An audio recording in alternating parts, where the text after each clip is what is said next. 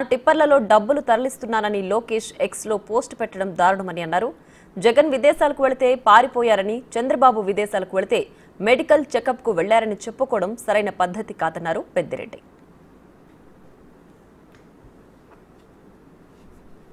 నేను ఏమి చేయకుండా వ్యాపారం చేసి ఆ డబ్బులు తెచ్చి రాజకీయాలు ఇక్కడ చేస్తా ఉంటే మీరు నన్ను నాకేదో బురద పూసే విధంగా, మా పార్టీకి బురద పూసే విధంగా, మా నాయకుడు పారిపోయినట్లు చిత్రీకరించే విధంగా మీరు మాట్లాడడం అనేది చాలా దురదృష్టకరం, సహించడానికి.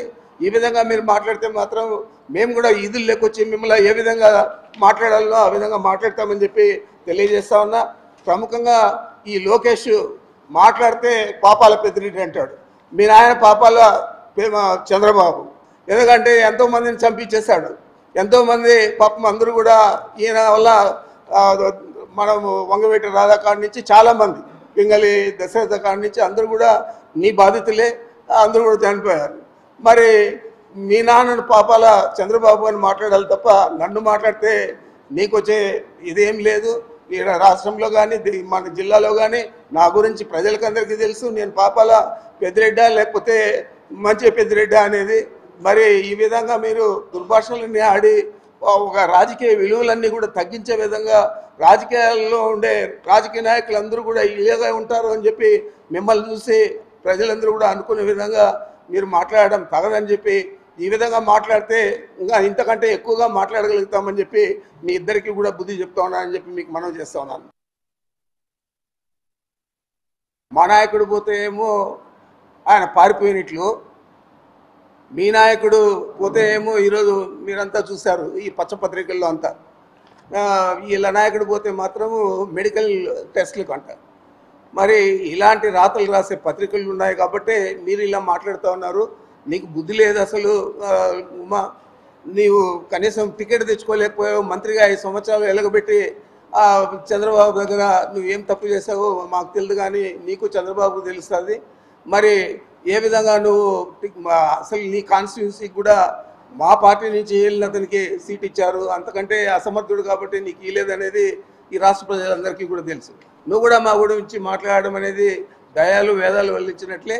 కనీసం బుద్ధి తెచ్చుకొని మాట్లాడేది నేర్చుకోవాలని చెప్పి ఆ పిచ్చి లోకేష్ మాదిరి నువ్వు మాట్లాడితే నీకున్న పరిజ్ఞానం ఏమైంది అని నేను అడుగుతున్నాను.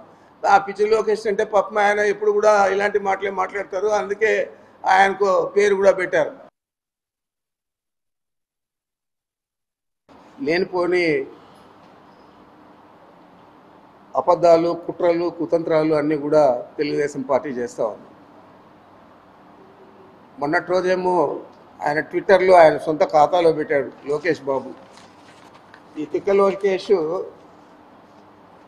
పెద్దిరెడ్డి వెహికల్స్లో ఇతర దేశాలకు తరలిస్తారు, వీటిలో వేల కొద్ది డబ్బు వజ్రాలు తరలిస్తున్నారా? ఈ ట్విట్టర్లో ఆయన పెట్టినది ఆయన సొంత ఖాతాలో పెట్టాడు. మరి నిజంగా ట్విట్టర్లో ఆయన చెప్పే ముందు వాస్తవాలు గమనించాలా లేదా?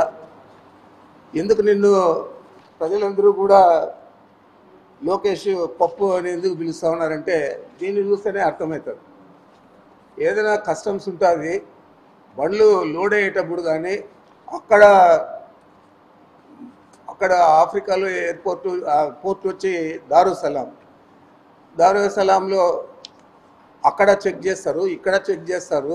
వీటిలో డబ్బులు పెట్టే అంత మూర్ఖులు లోకేష్ లాంటి వాళ్ళు చెప్తే ఇంకెవరైనా ఉంటారని అడుగుతున్నాను.